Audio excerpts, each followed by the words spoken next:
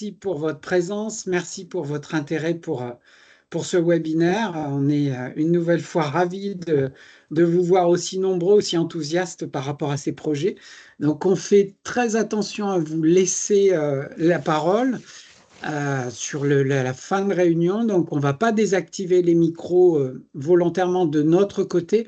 En revanche, on vous demandera de désactiver vos micros pour éviter que ça fasse des interférences pendant la conférence et pour que vous puissiez du coup prendre la parole en fin de réunion.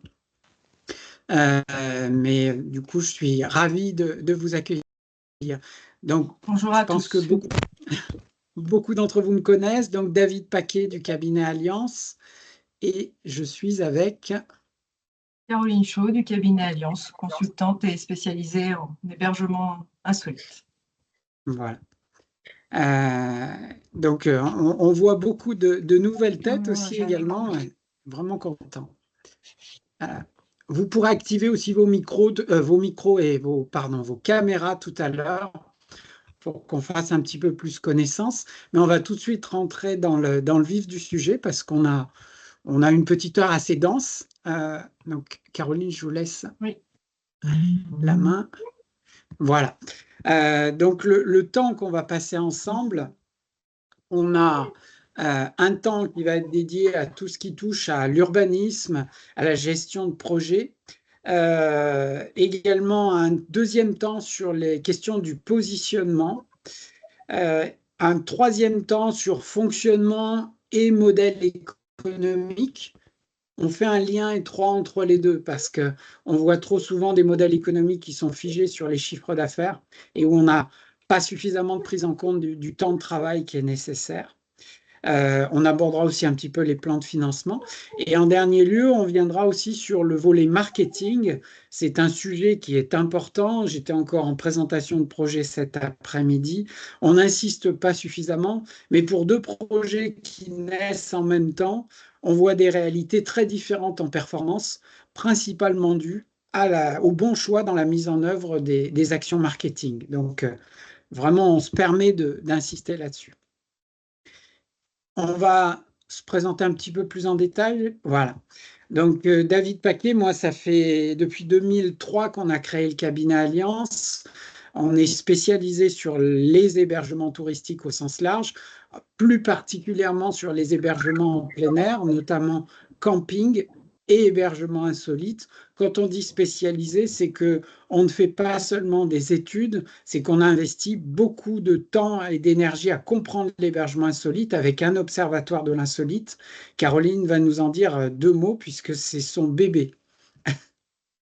Oui, bonjour à tous. Donc, Caroline Chaud, consultante au cabinet Alliance. Et effectivement, avec la casquette de l'hébergement insolite au sein du cabinet Alliance. Et je suis notamment depuis 2012 l'Observatoire national des hébergements insolites, où on étudie l'offre et la demande. Donc, depuis 2007, on est associé avec l'entreprise Unisté qui gère notamment la plateforme de commercialisation Abracadarum, qui nous permet d'avoir des données plus précises sur la demande des clientèles. Et puis nous, en parallèle, on fait un recensement qu'on essaye exhaustif de l'offre insolite en France et qu'on présente tous les 2 ans. La dernière présentation a été faite en décembre dernier. Et puis, parallèlement, j'accompagne aussi les porteurs de projets privés. Certains sont dans la salle, dans l'audience, dans la concrétisation de leurs projets insolites, donc à la fois sur la définition des positionnements et puis après sur la faisabilité économique, technique et financière des projets. Et on a aussi un volet au service des collectivités qui devient de plus en plus important. Et notamment, ça fait lien avec la première partie qu'on va commencer à aborder, c'est la partie liée à l'urbanisme. On a ces 2 dernières années une opportunité qui se présente. On va passer à la diapo suivante là sur l'urbanisme.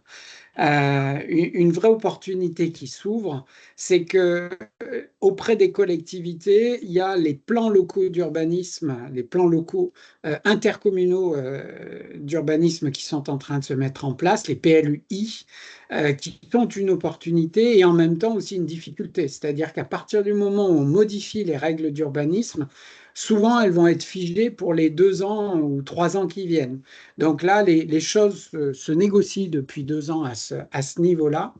Et notre rôle auprès des collectivités est assez important. On va l'aborder juste après, là, sur les diapos, puisqu'on intervient sur la question de la négociation en urbanisme, puisque imposer un projet en matière d'urbanisme n'est pas possible. Est-ce qu'on peut passer la Oui, diapo alors peut-être? justement, avant d'aborder l'urbanisme, on avait fait un petit point sur les typologies du porteur de projet. Vous Pardon. retrouverez certainement dans l'une des 4 catégories, mais c'est vrai que les porteurs de projet qu'on rencontre sont à différentes étapes. Et c'est pour ça aujourd'hui aussi qu'on a souhaité ne faire un webinaire que sur les porteurs de projet, puisqu'il y a des niveaux différents d'avancement et que des gens qui sont déjà avec des terrains, qui sont déjà dans la construction, sont dans différentes préoccupations, d'autres préoccupations que celles qu'on va aborder aujourd'hui. Donc voilà, il y a le rêveur qui a envie mais qui n'a pas encore concrétisé, le prospecteur qui est un peu plus en phase active de recherche de terrain et qui va certainement être confronté aux problèmes d'urbanisme qu'on va évoquer par la suite, et puis ceux qui sont un peu plus avancés, le créateur qui a trouvé son site et qui réfléchit sur le business plan, sur le positionnement, puis l'entrepreneur qui a déjà bien évolué dans ses démarches. On va Oui, pouvoir du coup. Vous êtes allé un peu vite. je suis allé un Mais petit peu vite comme voilà. d'habitude. Je démarre toujours en trombe. Mais Effectivement. les grandes étapes que le porteur de projet dans un projet insolite va rencontrer, entre autres, hein, mais ce n'est pas que sur l'insolite, mais ici, ce sera le cas. Donc, la première étape, c'est de trouver un site, d'une part, essayer de regarder s'il est adapté à l'urbanisme et s'il ne l'est pas, voir comment on peut le rendre possible. Et puis après, il faut définir son concept, son positionnement, ajuster son offre à son fonctionnement, ajuster son modèle économique et calibrer son plan marketing. Donc ça, c'est les points qui vont être développés plus longuement par la suite. Alors, si je prends l'exemple d'aujourd'hui où j'étais en relation avec une collectivité et un porteur de projet, on a tout de suite abordé la question de l'urbanisme sur lesquelles on a trouvé des solutions. Et on était déjà dans une des dernières parties, la quatrième, où on a présenté les premières perspectives économiques, mais on était déjà dans le plan de financement. Donc, à la fois, les collectivités ont une certaine inertie par rapport au lancement de projets, mais une fois qu'elles sont motivées et qu'on réunit les bonnes personnes autour de la table, c'est ça la principale difficulté, on est capable d'aller vite sur un projet, puisque quand on résout le point numéro 1, la question de l'urbanisme, et qu'on est déjà dans le point numéro 4, la question du financement, tout le reste, c'est celle qui vous appartient, c'est définir votre concept, on va voir comment vous le singularisez, et définir votre fonctionnement. C'est presque la partie, je dirais, la plus facile, même si elle exige beaucoup d'allers-retours entre nous. On va rentrer du coup dans la partie qui me tient à cœur, effectivement, l'urbanisme.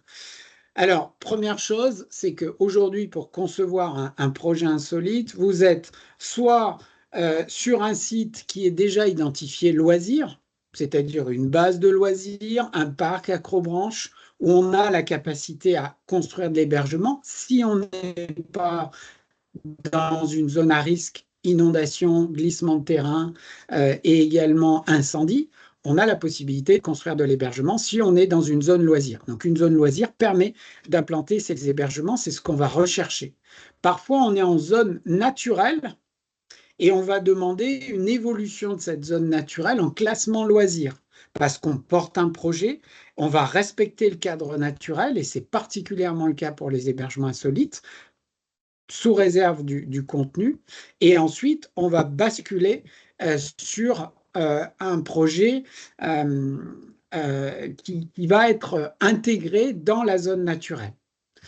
Parfois, et ça c'est très rare pour les agriculteurs, on a aussi la possibilité de créer une diversification d'activités avec l'implantation d'hébergements insolites, mais bien, je suis agriculteur, je crée un complément d'activité et non une activité principale, ce qui n'est pas toujours évident parce que rapidement, ça amène des chiffres d'affaires assez importants. On a aussi ce cas de figure.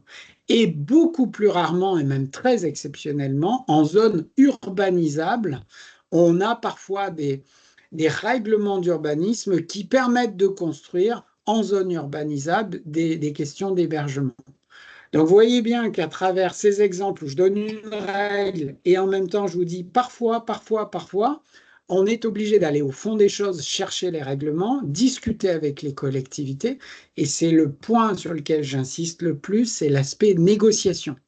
Et la négociation repose sur deux choses, c'est que, un, l'objet de la négociation est intéressant pour la collectivité, et si j'ai un projet trop petit, 1, 2, 3 hébergements qui représentent peu de chiffre d'affaires, et que je demande à la collectivité de faire des modifications d'urbanisme qui coûtent 5, 10, 15 000 euros, elle va me dire non, parce que l'objet de mon projet est trop faible par rapport à son coût, et par rapport aux enjeux qu'il peut y avoir pour préserver l'environnement, préserver le paysage, etc.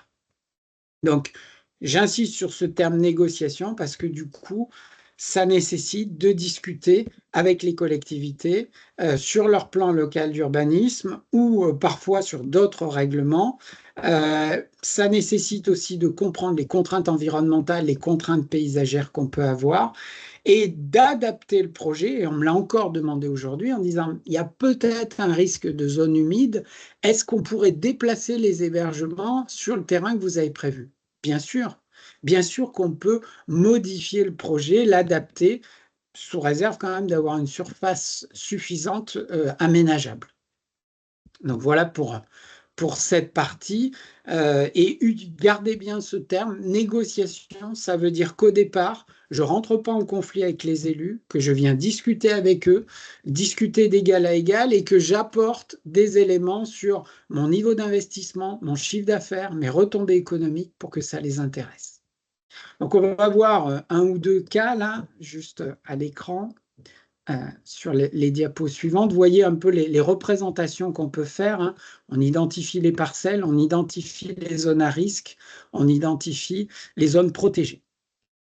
Oui, et je rajouterai d'ailleurs, si vous cherchez des informations sur ces contraintes d'urbanisme, si vous trouvez un terrain, vous avez des sites comme le géoportail de l'urbanisme qui vous permet, en ayant la parcelle ou en tout cas la commune, d'aller consulter les documents d'urbanisme existants et de vérifier, quand vous avez vraiment le numéro de la parcelle correspondante, quels sont les risques associés, quelles sont les contraintes. Donc déjà, vous avez une première vue quand vous repérez un terrain sur une annonce ou autre.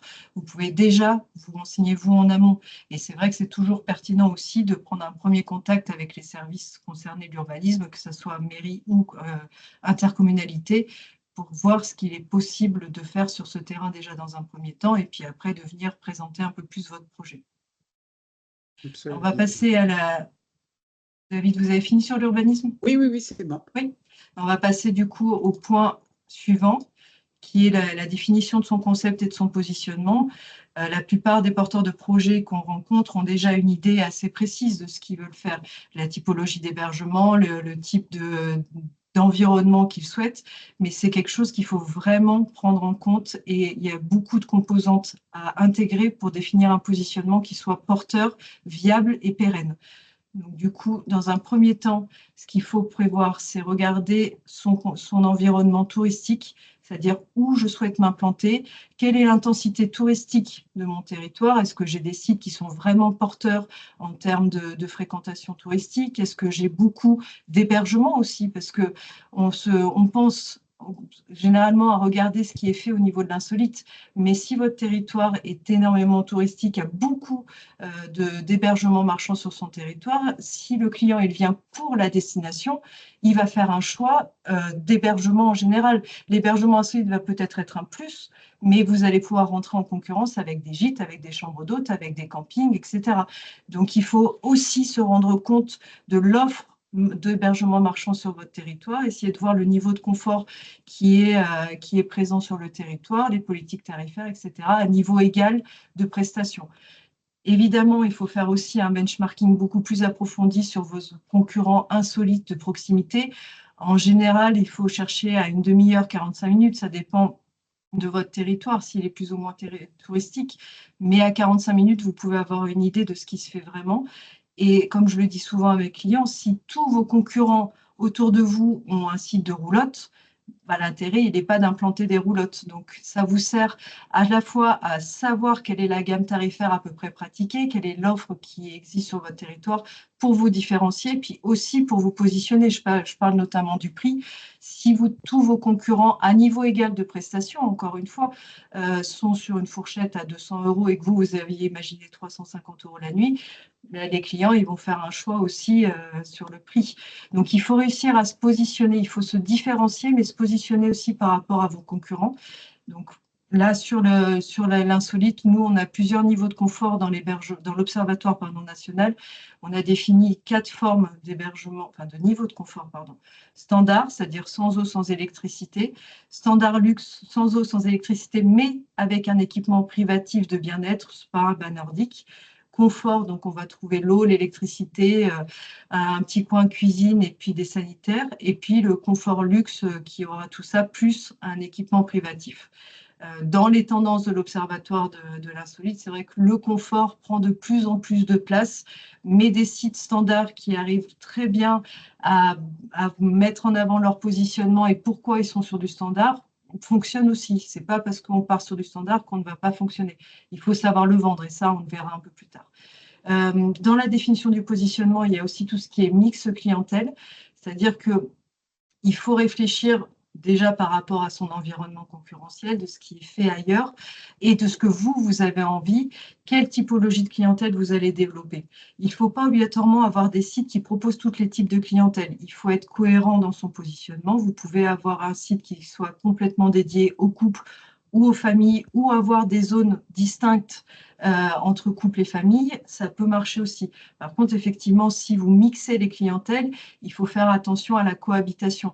C'est-à-dire que des gens qui vont louer un lodge luxe 2 personnes pour avoir un petit week-end en amoureux et souffler sans les enfants, s'il y a un parc à jeux à côté, parce qu'il y a des modules qui sont dédiés aux familles juste à côté, ça va un peu casser l'ambiance, on va dire.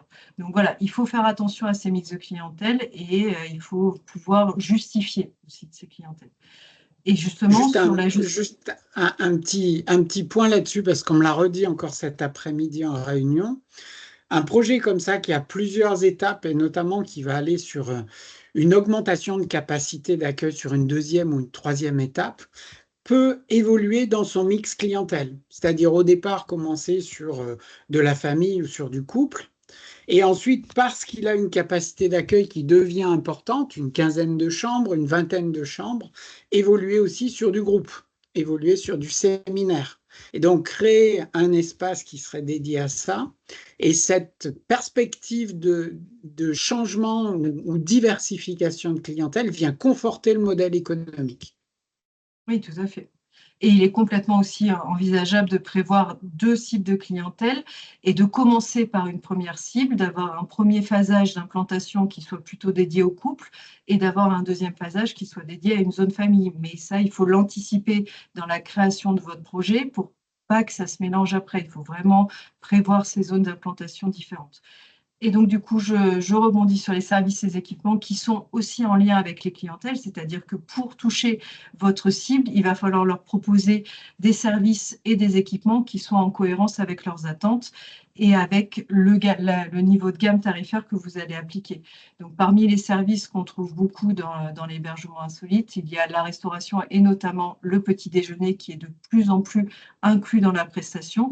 Vous pouvez ne pas l'inclure, c'est des choses qu'il faut encore une fois expliquer au client. Le client, quand il a compris la démarche, il l'accepte et il vient en toute connaissance de cause. Donc, vous avez cette partie restauration. Sur la restauration repas, on va dire, c'est plutôt des paniers repas qui sont à distribuer soit directement dans l'hébergement, soit les clients le réservent et viennent les chercher. Vous pouvez avoir aussi des services de bien-être, massage, etc. Soit vous avez cette compétence-là, soit vous pouvez vous associer à des prestataires. C'est un peu plus compliqué dans la mise en forme parce que du coup, il faut que quand un client réserve le massage, par exemple, vous ayez la personne qui soit disponible à ce moment-là. Et dans les équipements, après, donc, il y a l'équipement à l'intérieur du module, donc que ce soit suivant le niveau de confort, des modules, des équipements de bien-être, des équipements de confort comme une petite kitchenette ou un coin office. Des fois, ça suffit aussi un coin office, c'est-à-dire vous avez à disposition une théière, une cafetière et 2-3 capsules de café. Vous pouvez aussi avoir un micro-ondes, par exemple, qui permet aux clients de faire réchauffer leur panier repas. Et puis, vous pouvez avoir des équipements extérieurs comme les piscines, comme la mise à disposition de vélos, etc. Tout ça, en fait, va compléter votre offre puisqu'on a tendance à dire que maintenant, l'hébergement insolite ne se suffit plus à lui-même. L'offre s'est énormément développée, les gens ont accès à une offre, ils ont l'habitude d'aller dans des sites insolites et maintenant, ce qu'ils cherchent, c'est plutôt le concept, c'est le tourisme expérientiel. Donc, votre hébergement, votre site, il faut qu'il ait une thématique qui puisse être développée sur les extérieurs de l'hébergement aussi. Et puis, dernier point de votre définition de positionnement qui n'est pas des moindres, c'est la politique tarifaire et la période d'ouverture. Suivant la période d'ouverture, vous pouvez décliner plusieurs périodes de politique tarifaire. À minima, il y a au moins 2 saisons tarifaires. Après, si vous êtes ouvert à l'année et suivant votre secteur d'activité, enfin votre localisation, plutôt, vous pouvez avoir jusqu'à 4 périodes tarifaires, haute, moyenne, basse et très haute saison. On a ça notamment, par exemple, sur les domaines skiables où en février, c'est la très haute saison et l'été peut être de la haute saison aussi puisqu'il y a de plus en plus de demandes sur la montagne en été. Et donc, la gamme tarifaire, elle va se définir par rapport à vos concurrents, par rapport à votre niveau de confort, par rapport aux équipements que vous allez proposer. Et puis, il y a aussi toute cette modulation des tarifs, c'est-à-dire que vous allez avoir une gamme tarifaire que vous allez définir, que vous allez appliquer, mais on sait notamment sur l'insolite que c'est plus compliqué de remplir en milieu de semaine. Donc, vous allez certainement agir sur vos tarifs, proposer des tarifs plus bas du mardi au jeudi, qui sont des jours très compliqués à louer, alors que sur les week-ends, vous allez toujours être en haut niveau tarifaire parce que ces week-ends, vous pourriez les louer 10 fois. Donc, il y a une politique, et il ne faut pas rester figé sur vos tarifs. Il y a une politique tarifaire appliquée, une modulation qu'on appelle le yield management. Et même des fois, on voit sur certains sites, ils préfèrent louer un peu moins cher, mais avec la condition de dormir de nuit. Et du coup, ça leur permet d'avoir une occupation un peu plus importante de leurs hébergements sur les périodes plus compliquées à remplir. David, vous voulez peut-être ajouter quelque chose sur Oui, les et tarifs? on joue beaucoup aussi sur les durées de séjour, puisque un des enjeux de l'insolite, c'est d'augmenter la durée des jours.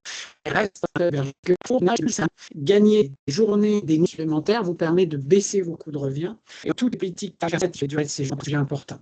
Et dernier sujet lié au positionnement qu'on oublie un petit peu, c'est vos valeurs, c'est votre personnalité, c'est votre vision des choses qui amène une différenciation. Et ça, il faut vraiment jouer au maximum sur ce plan-là.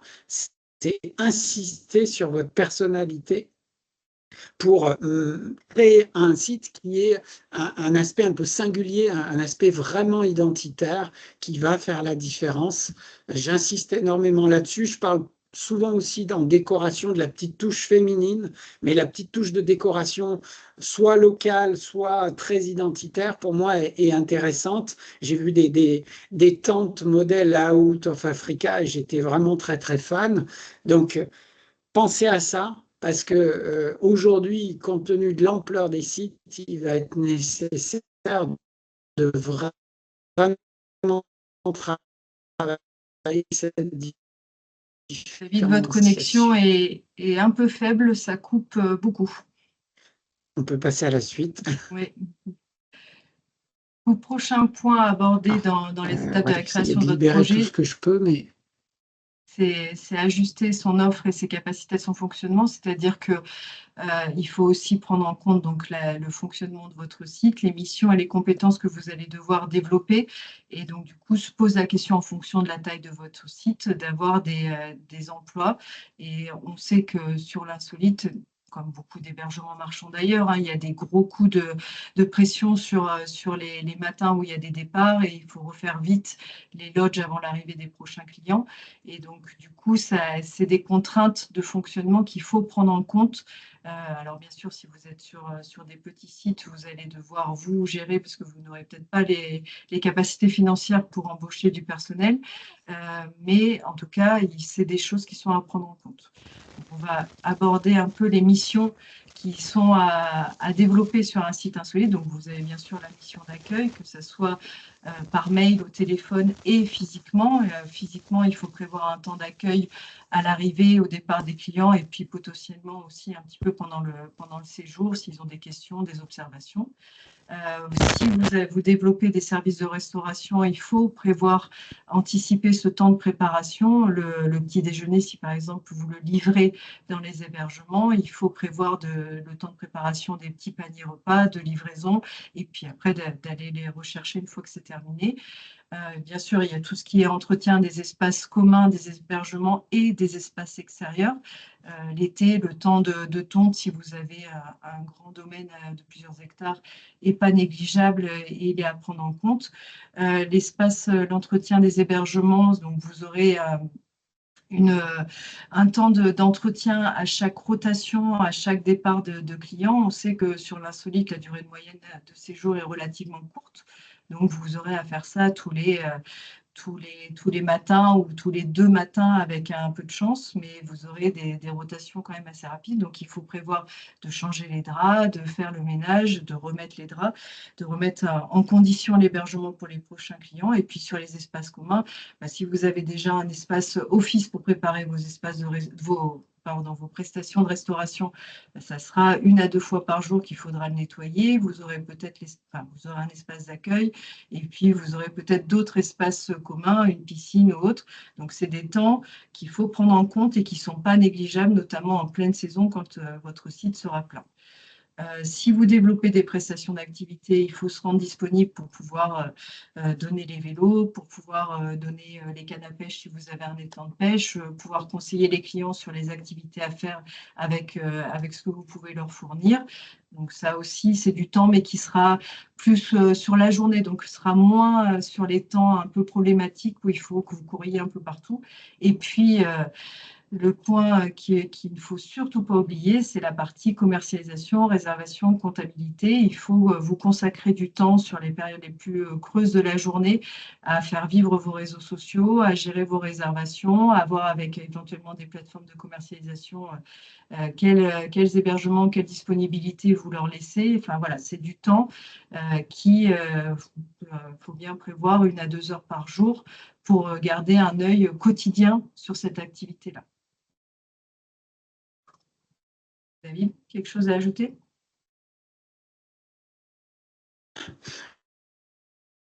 Pardon, je dirais simplement que la commercialisation, les outils, les méthodes, les liens avec les partenaires, c'est l'élément qui fait une énorme différence sur un démarrage d'activité, sur un maintien d'activité.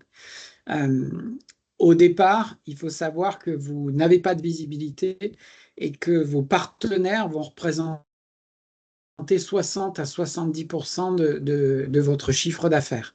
Et si vous travaillez bien sur votre fichier client et votre fidélisation client, cette part diminuera en dessous de 30%. Si vous ne faites aucune action, cette part restera élevée et votre réussite dépendra que de vos partenaires. On développera un peu plus tard sur la partie marketing. Là, du coup, on vous a mis une petite évaluation de ce que pourraient être les temps consacrés à chaque typologie de mission. David, je ne sais pas si vous voulez développer. Non, je pense que c'est assez explicite, hein. Ce qu'il faut comprendre, c'est qu'il y a un lien étroit entre votre volume d'activité et le temps de travail, et notamment par rapport à ce qu'on évoquait tout à l'heure, cette durée moyenne de séjour. Plus vous allez agir sur votre politique tarifaire pour augmenter votre durée de séjour, plus vous allez diminuer votre temps de travail nécessaire. À savoir que j'appelle ça un problème de riche, c'est que si votre hébergement fonctionne bien, vous allez énormément travailler. Et si vous n'avez pas calibré correctement votre personnel, c'est vous, dirigeant, qui allez faire la compensation. Mais à savoir que si j'ai 5 hébergements à nettoyer, je vais devoir passer à minima 5 heures et que si j'ai seulement 4 heures entre le départ de mes clients et mes arrivées, eh bien, je ne vais pas pouvoir le faire seul. Ça, c'est fondamental. Équivalent temps plein, oui, oui Anaïs et Cédric, merci. C'est bon.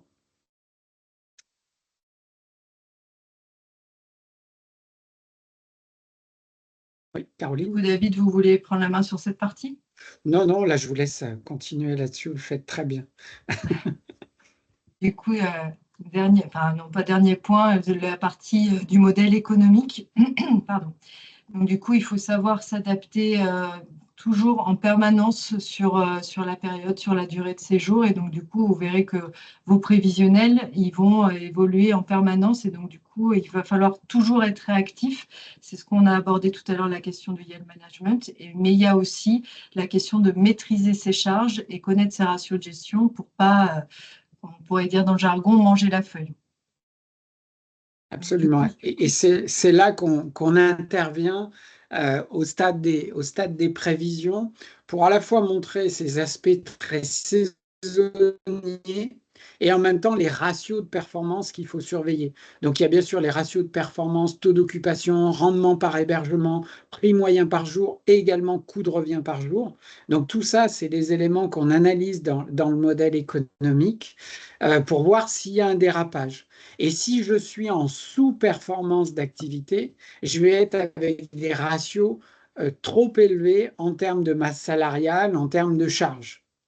Et donc, ce qu'il faut savoir, c'est qu'au moment où on fait nos prévisions, et on en discute ensemble, c'est que toutes les prévisions de charges comme de recettes sont conditionnées et sont liées.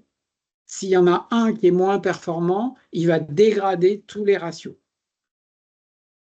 Et c'est ce qu'on voit par la suite sur les autres ratios.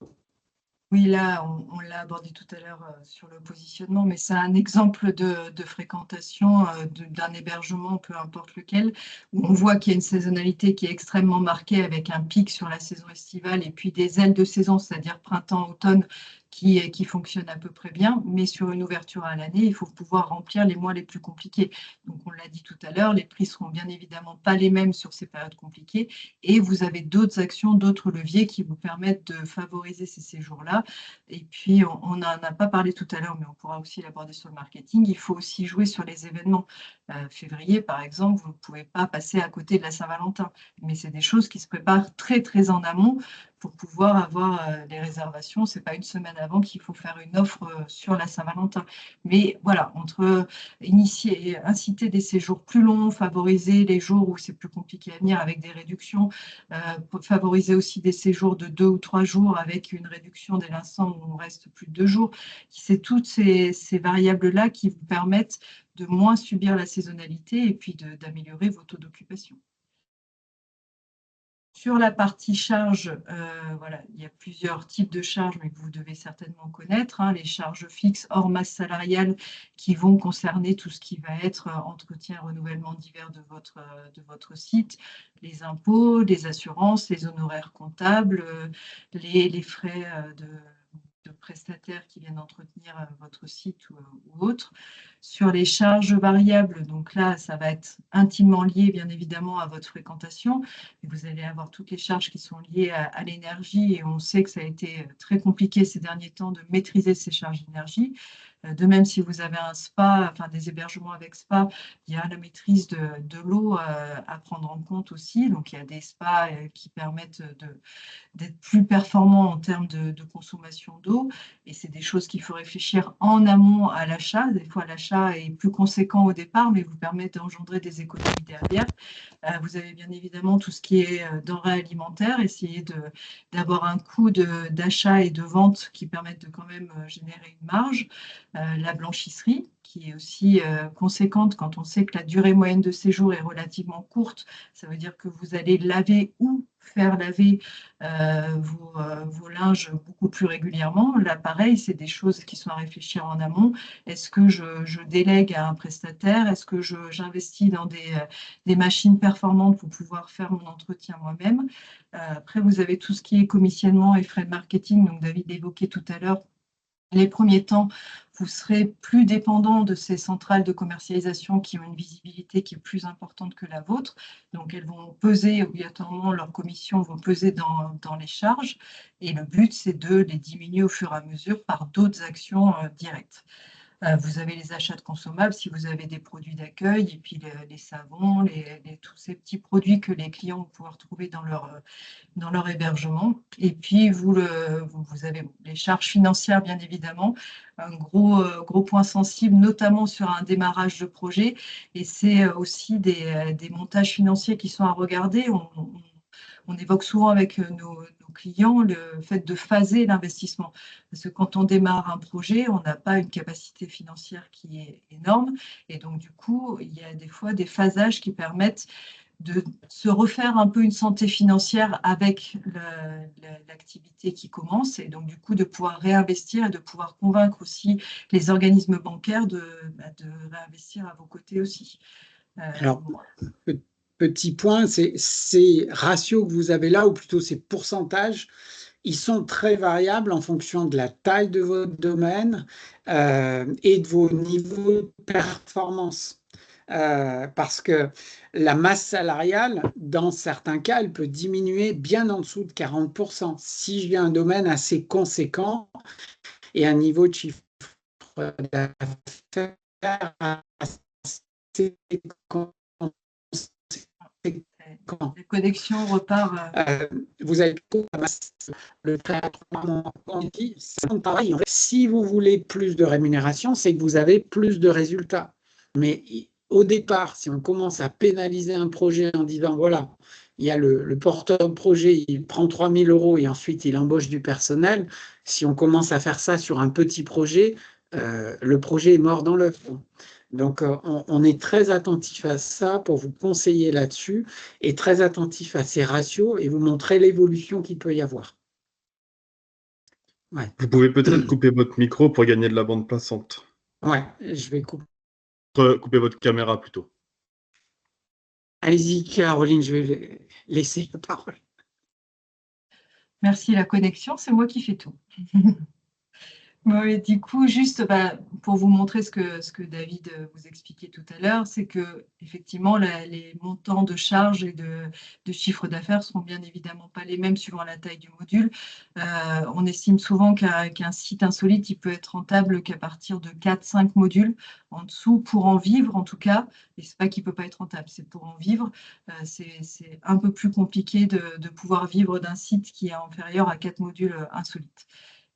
Et bien évidemment, du coup, tout peut être variable, hein. Quand on investit sur un site de 4 modules ou de 9 modules, les charges financières vont être différentes, bien évidemment, les charges variables aussi. Et donc, du coup, c'est compliqué de vous montrer des graphiques et des tableaux qui soient vraiment en lien, puisque chaque site est différent. Chaque montage financier va engendrer différents résultats, chaque période d'ouverture, etc.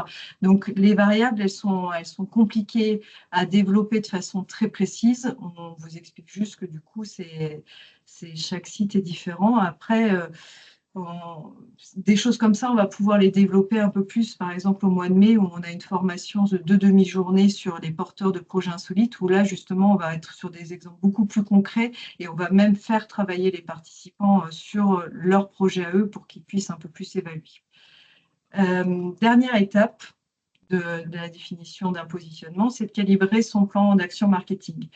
Et donc, du coup, il y a des axes qui sont à travailler, qui sont à prendre en compte bien en amont de l'ouverture du projet.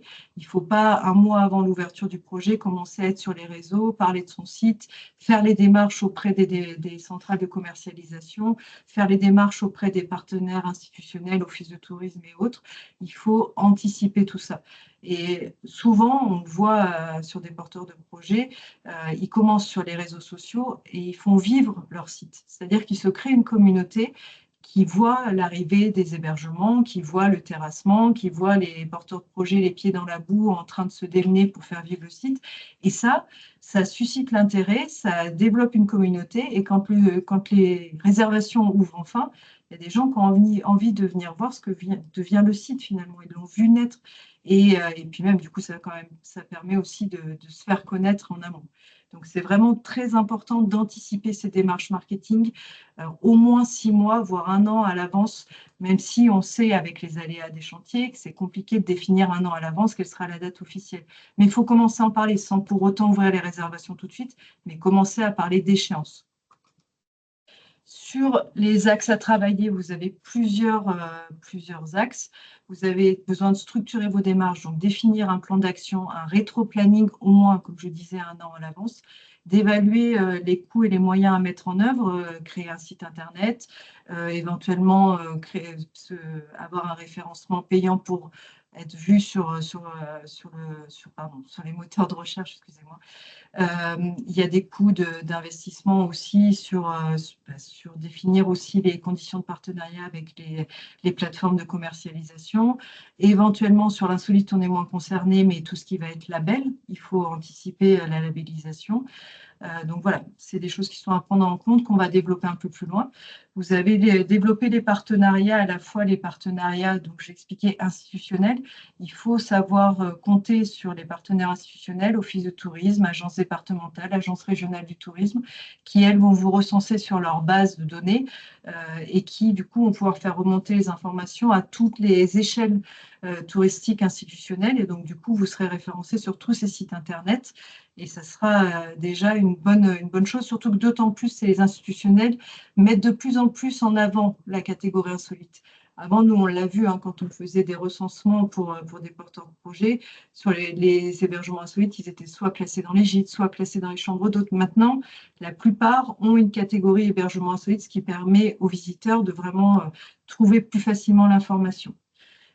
Et puis après, vous avez tout l'environnement local, les prestataires, les socioprofessionnels, le loueur de canoë, le restaurateur du coin, etc. Vous allez commencer à vous faire connaître auprès d'eux, puis ils vont être les meilleurs diffuseurs d'informations quand ils auront des clients qui cherchent un hébergement. Ils vont pouvoir vous les conseiller et puis aussi envisager des partenariats avec eux.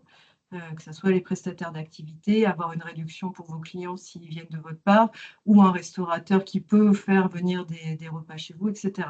Ça permet de rentrer dans l'écosystème de votre territoire. Il faut bien sûr favoriser la relation client en direct. Donc, comme l'expliquait David tout à l'heure, il faut créer un fichier client dès le démarrage, prendre des contacts réguliers avec eux, alors pas les noyer sous des newsletters, mais une fois de temps en temps, une fois par an, une fois tous les 6 mois, leur envoyer un petit message de « Vous êtes venu chez nous, comment vous allez? On a des nouveautés, est-ce que ça vous intéresserait de venir ?» Enfin, faire vivre le site et leur donner envie de revenir. Et puis, il faut choisir justement un logiciel de gestion relation client qui va vous permettre de générer ce fichier, de pouvoir lancer aussi directement, de créer des cibles pour envoyer des newsletters en fonction de vos clients. Si c'est des couples, vous allez envoyer une newsletter Saint-Valentin pour eux. Ou, voilà, vous allez pouvoir à peu près après caractériser vos clients, leur donner des cibles, des tags, on appelle ça dans le jargon, qui va pouvoir après vous faire des newsletters personnalisés et qui ait plus d'impact aussi auprès de vos clients. Et puis, les organismes touristiques institutionnels, j'en ai déjà parlé. Sur les stratégies, il y a 3 stratégies marketing à maîtriser. Vous avez les démarches directes à partir des clients prospects qualifiés, auxquels vous allez communiquer régulièrement de façon personnalisée. Vous avez les partenaires commerciaux, donc tout ce qui est plateforme de commercialisation. Sur l'insolite, vous en avez une notamment à Abracadaroom qui est spécialisée sur l'hébergement insolite. Après, on le voit avec d'autres clients, ils peuvent passer aussi sur des plateformes un peu plus généralistes, au moins dans un premier temps pour augmenter la visibilité, et puis après, au fur et à mesure, peut-être plus se concentrer sur des plateformes plus spécialisées. Si, par exemple, vous avez un volet très développement durable, vous avez des plateformes qui sont spécialisées là-dessus. Enfin, voilà, après, c'est un benchmarking à faire sur toutes ces plateformes qui sont disponibles et puis voir avec eux aussi quelles sont les conditions de commercialisation, les taux, etc.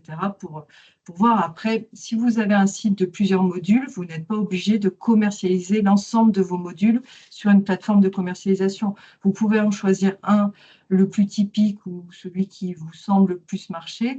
Pour le mettre en avant, c'est votre hébergement vitrine. Mais si celui-là est pris, les clients peuvent avoir le réflexe d'aller sur votre site et d'en trouver d'autres. Et puis, il y a la présence vitrine, donc être présent auprès des partenaires institutionnels, des partenaires socioprofessionnels, savoir se faire connaître aussi dans son environnement touristique.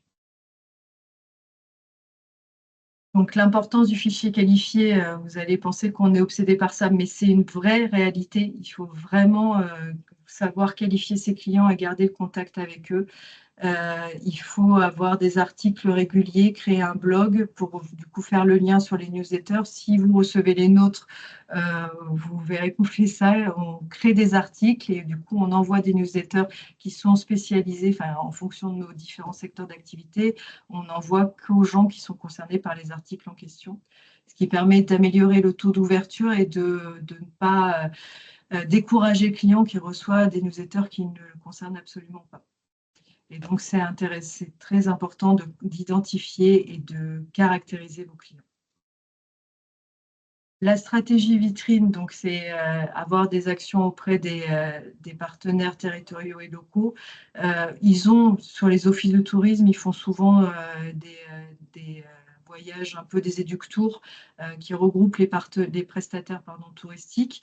Donc, vous pouvez, au démarrage de votre activité, convier l'office de tourisme, convier les prestataires à une inauguration. Ça vous permet de vous faire connaître, ça vous permet de créer des liens avec les partenaires du tourisme local. Et puis, c'est toujours bon de créer une synergie entre les différents acteurs. Le client, il le ressent aussi. Bon, les partenaires commerciaux, on en a déjà bien parlé. Et puis, le référencement, il y a du référencement payant, il y a du référencement naturel. Et puis, il faut être présent de plus en plus sur les réseaux sociaux. On le voit, et notamment sur les jeunes générations. Les sites Internet, ce n'est pas la première chose qu'ils vont aller voir, c'est les réseaux sociaux. Donc, il faut être présent, avoir des hashtags qui soient pertinents et puis être dynamique, être régulier sur les réseaux, faire des stories assez régulièrement, quitte après à avoir des partenariats avec des influenceurs à l'échelle touristique ou à l'échelle locale, mais ça peut avoir un partenariat avec un influenceur local qui fait gagner un séjour dans votre hébergement. Ils sont obligés de liker votre page pour avoir le droit de jouer, et donc du coup, ça vous augmente votre communauté, et par ricochet, ça vous augmente votre visibilité. Et sur le plan d'action, donc comme je vous l'expliquais, c'est un rétro-planning qui est à prévoir bien en amont. Donc là, on ne l'a pas fait en format rétro-planning, mais on a mis ce qu'il faut penser, c'est-à-dire les objectifs. Pourquoi? L'ouverture d'un site, il faut se faire connaître, puis reconnaître quand vous êtes ouvert depuis un moment.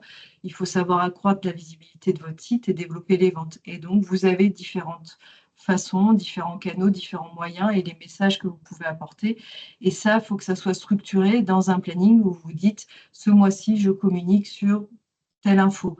Ce mois-ci, je vais plutôt parler de ça, etc. » Et donc, vous allez, sur ce rétro-planning, et ce planning futur d'ailleurs, pouvoir anticiper vos actions et être présent de façon régulière sans être trop intrusif dans la vie de vos clients. Mais voilà, ça vous permet de vivre et de faire vivre votre site.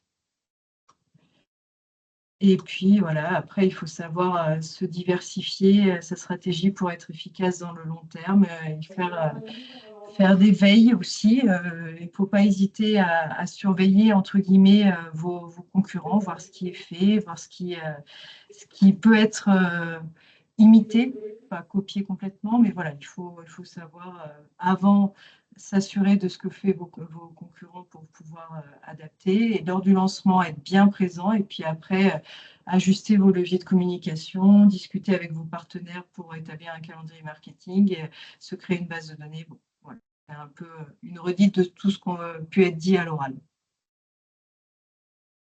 Et puis, sur l'élaboration de sa stratégie marketing, il faut élaborer votre grille tarifaire, on l'a déjà dit, l'importance des distributeurs et puis, sur place, savoir fidéliser vos clients. Voilà, on a terminé. Est-ce que vous pouvez ouvrir vos micros et si vous avez des questions, n'hésitez pas, on y répondra.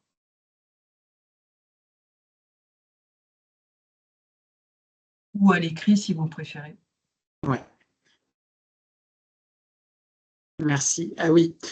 Juste un mot sur la formation. Je vais peut-être couper ma caméra.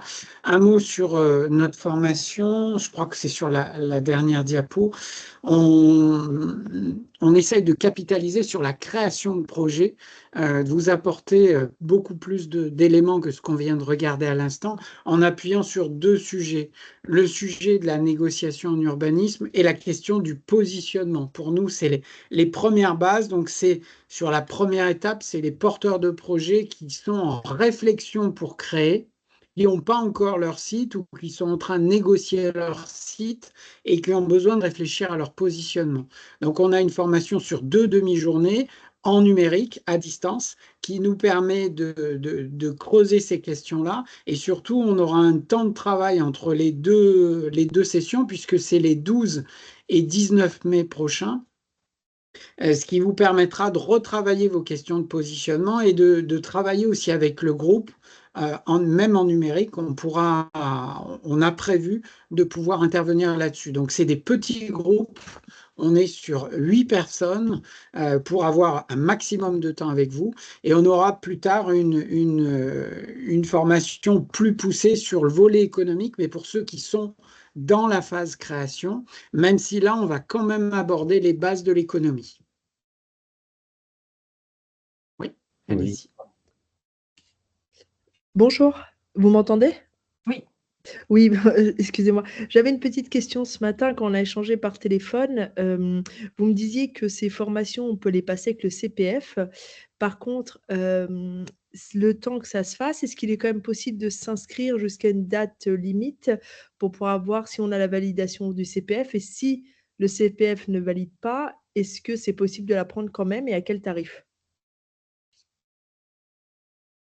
Oui, l'inscription, justement, pour faire tous les documents de formation en amont de la formation, puisque on est formateur certifié Calliope, et donc du coup, il y a tout un processus à faire. Et donc, du coup, pour vous transmettre tous les documents validant l'inscription à la formation, on a mis une inscription jusqu'au 25 avril. Et sinon, oui, la formation, elle est à 250 €. Il y a une inscription qui est possible en ligne. Et de toute façon, oui, après, même si ce n'est pas validé par le CPF, après, vous pouvez y participer tout de même. Après, il faut voir aussi avec l'OPCO, votre organisme de formation, peut-être que vous pouvez aussi rentrer dans leur ligne de financement. Merci beaucoup. Je vous en prie. Bonjour à tous. J'ai une question qui va toucher le foncier, du coup. On parlait que c'était un des problèmes principaux quand on monte ce type de projet. La plupart des projets, des terrains que moi j'ai repérés pour monter mon projet, va être concerné par soit une zone en Natura 2000, soit une ENS ou au SNIEF, mais mon SNIEF c'est le moindre des problèmes. Est-ce qu'on a des levées de boucliers, et je pense surtout aux associations environnementales sur ce type de terrain, où en fait, bien négocier, en justifiant bien les choix et tout ça, on arrive à convaincre malgré ces classements. Alors, ça va dépendre, je vais couper la caméra pour avoir une bonne diffusion, ça va dépendre de la nature de Natura 2000, des espèces concernées, du lieu d'implantation et de la manière dont on va impacter ces espèces, qu'elles soient animales ou végétales. C'est quand même beaucoup plus compliqué si on est sur des zones protégées. On aura beaucoup plus de contraintes, voire même de difficultés à obtenir une autorisation, hein. Les directions départementales des territoires, là, qui instruisent les dossiers, quand on est sur des ENS, c'est beaucoup plus compliqué et difficile à négocier. Donc, si vous pouvez éviter ces zones protégées pour vous implanter dans une nature plus classique, même en zone agricole, on obtient des modifications pour peu qu'on se trouve dans une zone de friche. On a obtenu comme ça des gains de cause en montrant que oui, c'était une zone agricole, mais c'était une zone agricole non utilisée parce qu'elle avait des pentes, parce qu'elle était en broussaille et que du coup, on allait s'implanter dans cette zone difficile sans enlever de l'activité agricole. Donc, on peut trouver des arguments à chaque fois, mais ça devient plus compliqué quand on est sur des espèces et des espaces protégés, même au titre du paysage. Merci.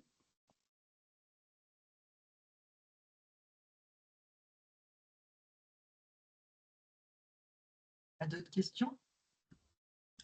Si, juste une petite question. En termes de logement insolite, qu'est-ce que vous recommandez, vous? Qu'est-ce qui va fonctionner? Est-ce qu'il y a des recommandations à ce niveau-là? Qu'est-ce qui va fonctionner plus ou moins? Ou c'est selon les régions? Qu'est-ce que vous en pensez?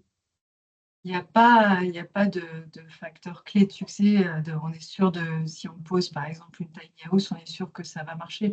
On voit bien que dans ce qu'on a vu d'ailleurs sur l'observatoire qu'on a présenté au mois de décembre, on a une sorte de renouvellement de l'insolite. Les roulottes laissent un peu leur place au tiny, les bulles laissent un peu leur place au géodôme, mais suivant les sites, en fait, des hébergements qu'on pourrait penser moins attractifs pour les clients et ils fonctionnent très bien, alors que des modules d'hébergement qui sont hyper tendance, comme les Home par exemple, s'il est mal vendu, il ne fonctionnera pas spécialement. Moi, j'ai un exemple de site en tête, je ne vous citerai pas, mais qui a tout pour plaire. Tout pour plaire. L'hébergement, le cadre, les services, les activités, tout. Sauf qu'en fait, on ne le trouve nulle part. Il est commercialisé nulle part. Il communique très peu. Et donc, du coup, il ne marche pas. Quand on regarde les taux d'occupation, il ne marche pas. Donc, il n'y a pas vraiment d'hébergement qui va fonctionner plus. L'exemple que je prenais tout à l'heure, si tous vos concurrents ont tous développé le même typologie d'hébergement, vous n'avez aucun intérêt à le développer lui, même si c'est celui qui, dans l'observatoire, a les meilleurs taux d'occupation. Il faut savoir se différencier, il faut savoir aussi être convaincu de ce que vous allez développer, parce que c'est vous, après, qui allez être le meilleur ambassadeur pour vos clients. C'est vous qui allez donner envie à vos clients de venir sur le site, de leur expliquer pourquoi vous êtes parti sur cette typo, pourquoi sur ce niveau d'équipement, pourquoi sur ce site, etc. Donc, il n'y a pas de recette magique. Sinon, on l'aurait déjà donné à nos clients, mais on est là justement pour étudier ce qui peut fonctionner le plus pour votre site. Je vais reprendre un peu la parole là-dessus. Finalement, on se rend compte, justement, en travaillant l'étude de marché, que plusieurs modèles de confort, modèles de typologie ont un marché. Il y a plusieurs marchés et plusieurs gammes et plusieurs réalités économiques qui fonctionnent. Donc, ce qu'il faut se dire, c'est d'abord, je travaille mes aspirations, mes idées, et je vais au bout de mes idées pour me différencier. Et dans un deuxième temps, je vais travailler aussi ce modèle économique et le creuser. Aujourd'hui, si j'ai moins d'investissement, par exemple, si je pars sur des pods ou sur des roulottes, comme on l'a évoqué, j'aurai du coup un prix plus attractif. Mais pour le coup, il va falloir que je réfléchisse à mon positionnement clientèle et quels arguments je vais proposer.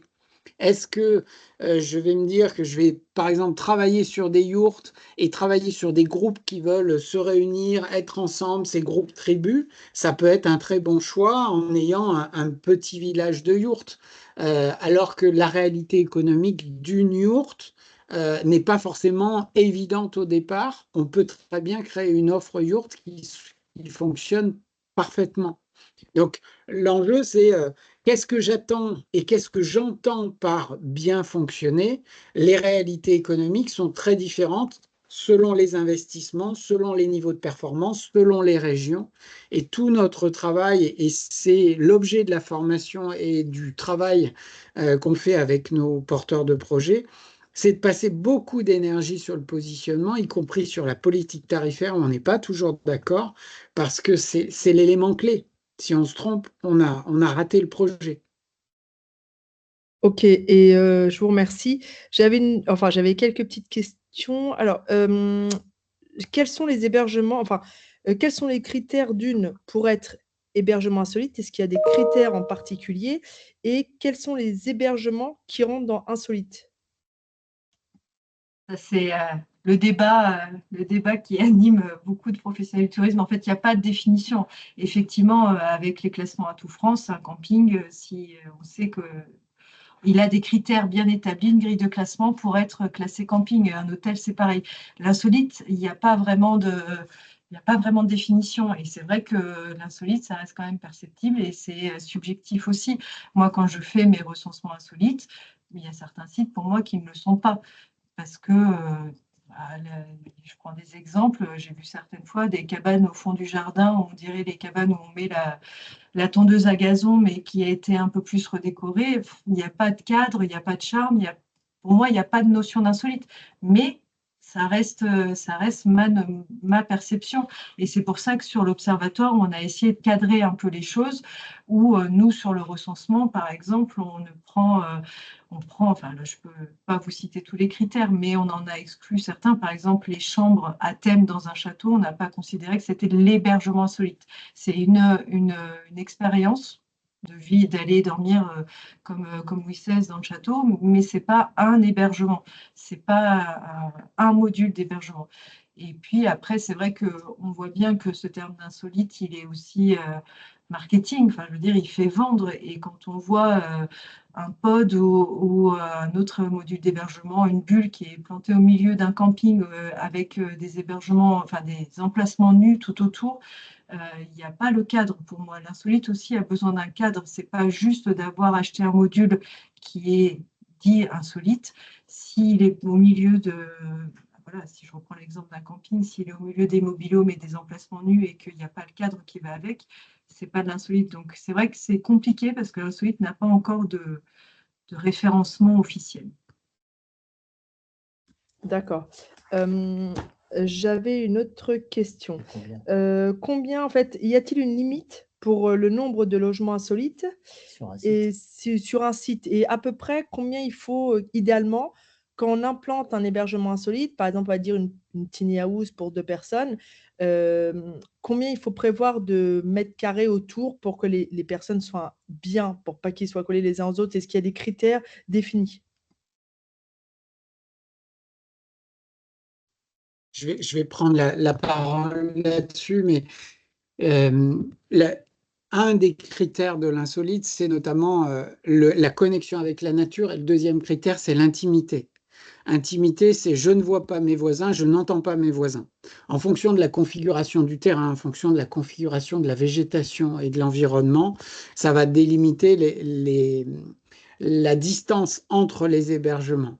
Mais quand on en est à calculer la distance pour pouvoir en mettre un maximum, je suis toujours un petit peu inquiet. Au contraire, on va travailler le cadre avant de travailler la quantité d'hébergements. Et quand on se promène sur un site où on imagine des hébergements insolites, ça vient assez naturellement, les zones où on va pouvoir s'implanter, et on va tout de suite se retourner en disant « Ah oui, mais si je me mets là, est-ce que je vois mon voisin? Est-ce que je risque d'entendre mon voisin ?» C'est ça la bonne question.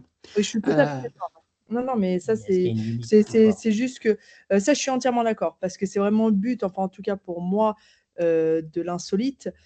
Question que voilà, les gens ne se voient pas, ne s'entendent pas, mais je ne savais pas, voilà, si vous aviez des recommandations, parce que par exemple, nous, on cherche quelque chose avec un minimum de 3 à 4 hectares. On était parti à peu près sur 6-7 hébergements insolites. Mais après, c'est selon le site, bien évidemment. Mais on voulait savoir, est-ce qu'il y avait un maximum, Comme les chambres d'hôtes comme qui les sont chambres limitées, d'hôtes, en fait, qui sont limitées. qui sont limitées. Pas de réglementation précise là-dessus, mais en revanche, la qualité du site, elle sera évaluée par vos clients.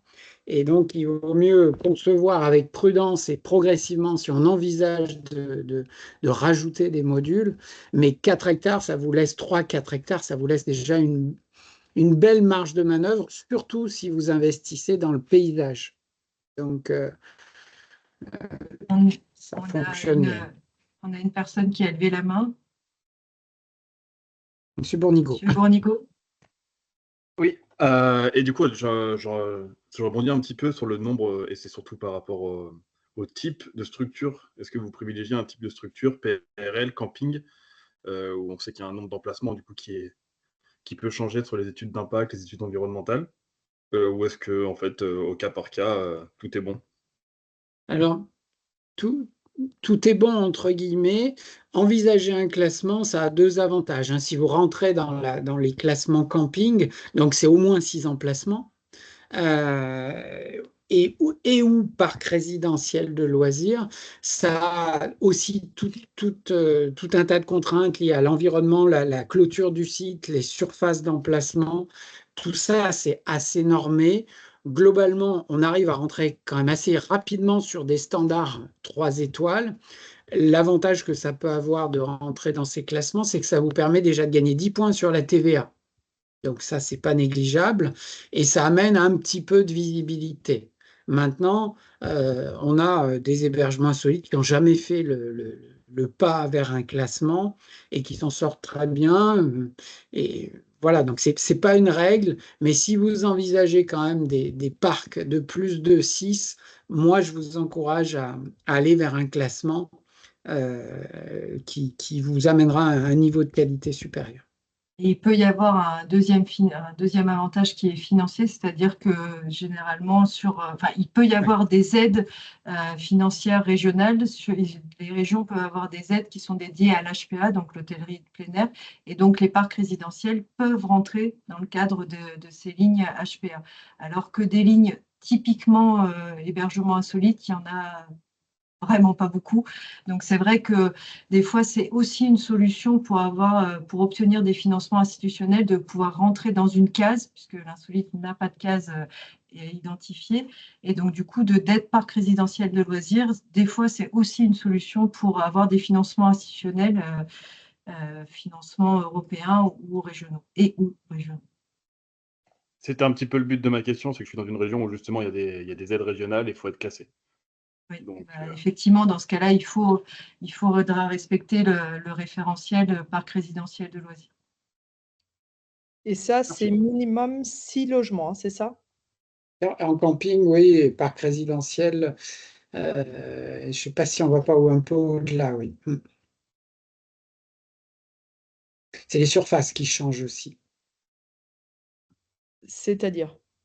Les surfaces en parc résidentiel de loisirs, c'est minimum 200 mètres carrés par emplacement, alors qu'en 3 étoiles en camping, on est à 90 mètres carrés par emplacement minimum. C'est le minimum, hein, on peut toujours faire beaucoup plus.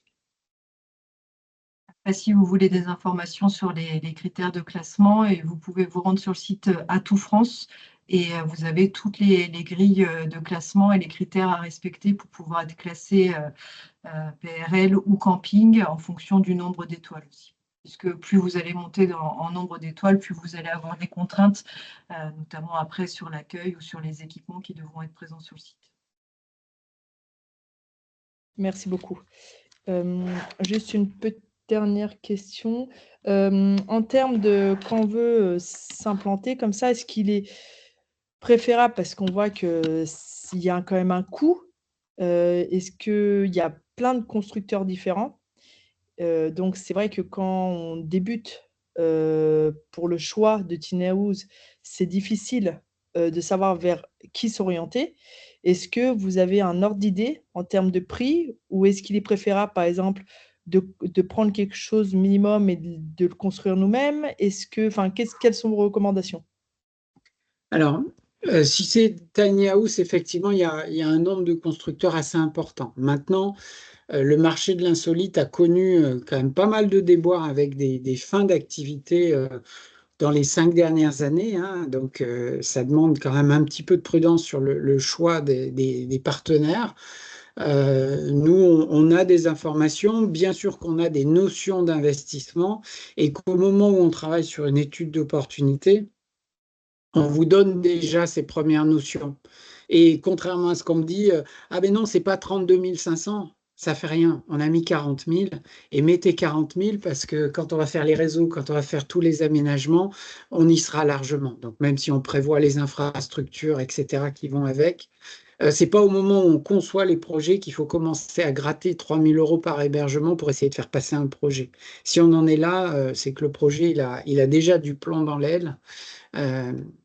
Il est important de mettre des premières notions en face d'un niveau de chiffre d'affaires, en face d'un niveau d'investissement, et aussi sur votre capacité d'apport. Ça fait partie des questions qu'on aborde très rapidement, très librement, puisqu'il y a un rapport étroit entre l'argent que vous avez à disposition et la capacité à investir sur un site. Et là aussi, tout dernier lien avec le premier point que j'ai abordé tout à l'heure, en lien avec les collectivités, c'est que si vous investissez sur un site public, vous n'avez pas à payer le terrain. vous avez des aides pour négocier l'aménagement du terrain puisque les collectivités sont partie prenante. Et donc, votre énergie, vous la passez à investir sur les équipements productifs, c'est-à-dire vos locatifs, et tout le reste qui représente 40 à 60% de l'investissement, vous pouvez le faire porter par des partenaires si vous investissez sur un site public. Alors bien sûr, vous n'êtes jamais propriétaire. Vous pouvez avoir un bail amphithéotique, il y a différents modes de gestion et de contractualisation avec les collectivités. Mais ça, c'est tout l'objet de la réflexion au départ sur le choix du site, le positionnement et là où je place mon argent. Si j'ai 100 000 euros disponibles, c'est pas la peine de rêver à acheter un terrain puis à construire. Vous n'avez pas la capacité à faire seul. Il faudra faire avec.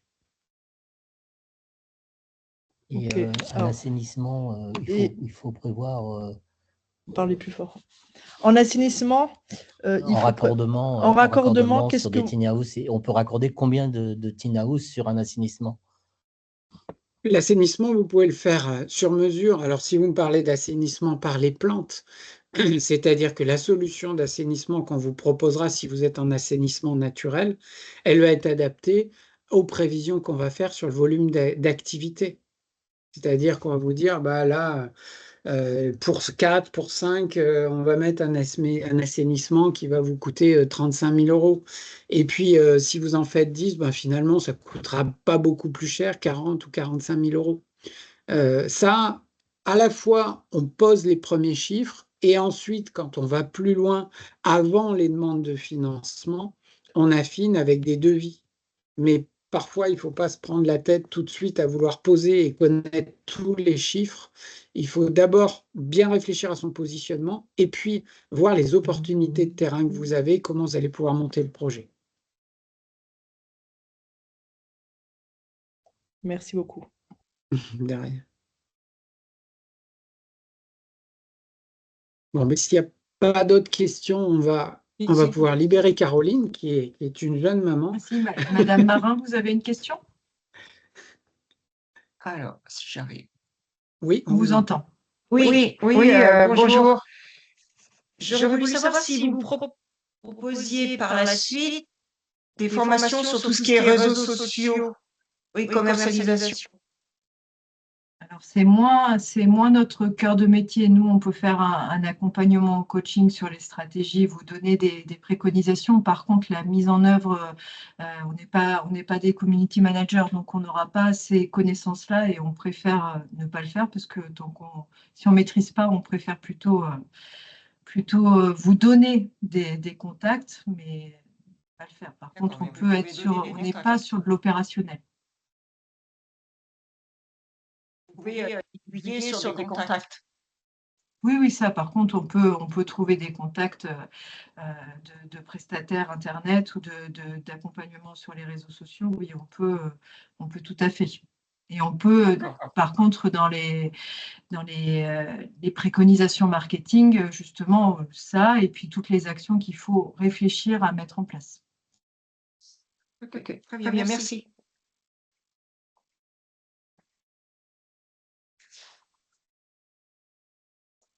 Plus d'autres questions?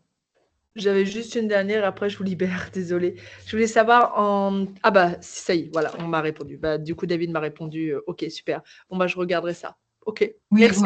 Pour tous les participants, vous pouvez vous rendre sur notre site internet. On a une page spécifique sur l'insolite où vous retrouvez donc du coup toutes nos modalités d'intervention, que ce soit directement sur des études d'opportunité pour définir un positionnement, de faisabilité pour définir la faisabilité de votre projet. On a aussi des packs où vous pouvez réaliser en autonomie certains points qu'on valide après en mode coaching. On peut aussi faire du coaching tout court à analyser vos projets ou votre état d'avancement. On a nos formations et puis on a une offre de webinaire qui va revenir au fur et à mesure de l'année sur différents sujets. Merci infiniment. Merci à tous pour votre intérêt et puis à très bientôt parce qu'on relancera des sujets de formation et on voit bien qu'il y a une appétence aussi qui tourne autour de la commercialisation. On y travaille également sur le secteur du camping, donc on va affiner. Merci à vous. Bonne soirée. Merci à tous. Bonne soirée. Merci, bonne soirée.